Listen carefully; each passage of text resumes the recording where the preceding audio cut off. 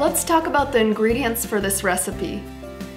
You'll need 4 eggs, 2/3 cup of white sugar, 1/2 cup of all-purpose flour, 3 tablespoons of unsweetened cocoa powder, 1½ cups of heavy whipping cream, 1/3 cup of powdered sugar, 2 teaspoons of rum, and about a cup of canned cherries and a light syrup.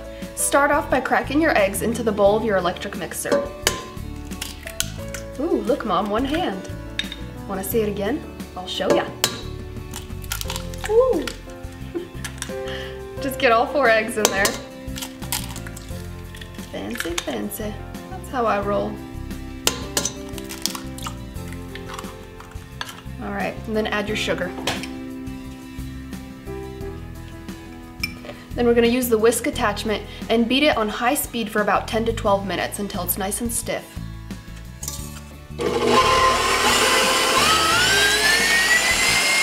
While your mixer's going, line an 11 by 16 inch baking pan with parchment paper and then lightly butter and flour the surface. And then preheat your oven to 350 degrees Fahrenheit.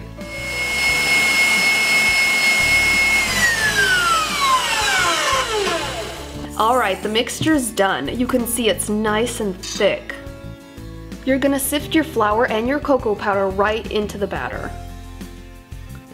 And it's important to sift because you don't want cocoa powder lumps in your batter. Use a spatula to gently fold the flour and cocoa into the batter. This takes about 2 minutes, and make sure you really reach down to the bottom because it tends to congregate underneath. See what I mean? You know the batter's done when it's smooth and you don't have any more lumps.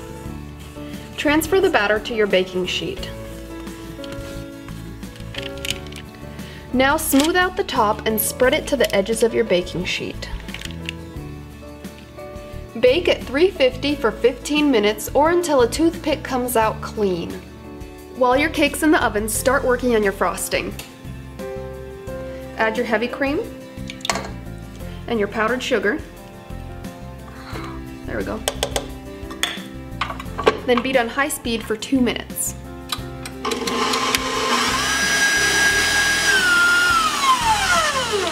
Go ahead and add 2 teaspoons of rum, and it's just 2 teaspoons, so it's nothing crazy, but it will add some amazing flavor to this frosting. And just mix it until it's well blended. And it's done. Oh, I can smell that rum. It smells so good. Okay, the cake just came out of the oven. So take it off of the baking pan. And this part you're gonna work quickly. So remove the parchment paper from the edges of the cake. And while it's hot, it's very important you do this while it's hot, otherwise the cake starts breaking when it's rolled. Okay. Then put a sheet of parchment paper over the top of the cake. And we're gonna roll the cake right onto that parchment paper. Your cake is rolled, so just let it set and cool to room temperature. Everything's ready, so let's put this bad boy together. Make sure your cherries are drained. Start by gently unrolling your cake roll. Then spread the frosting over the top.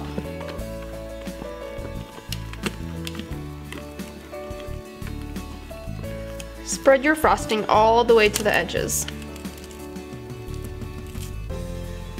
Alright, then we're gonna put about 1/2 cup of drained cherries and spread them evenly over the cake. Doesn't have to be perfect, this is going to be rolled after all. Now we're just gonna roll it up. And roll it exactly the same way as you unrolled it. And see, the cracks are no big deal because the frosting kind of closes them up. Alright, and it's done. You can cut off the very edge for a prettier presentation.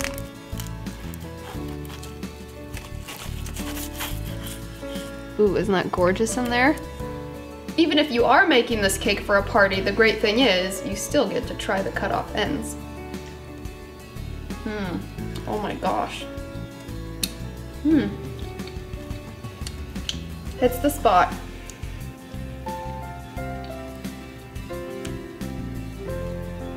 Oh my gosh. Oh.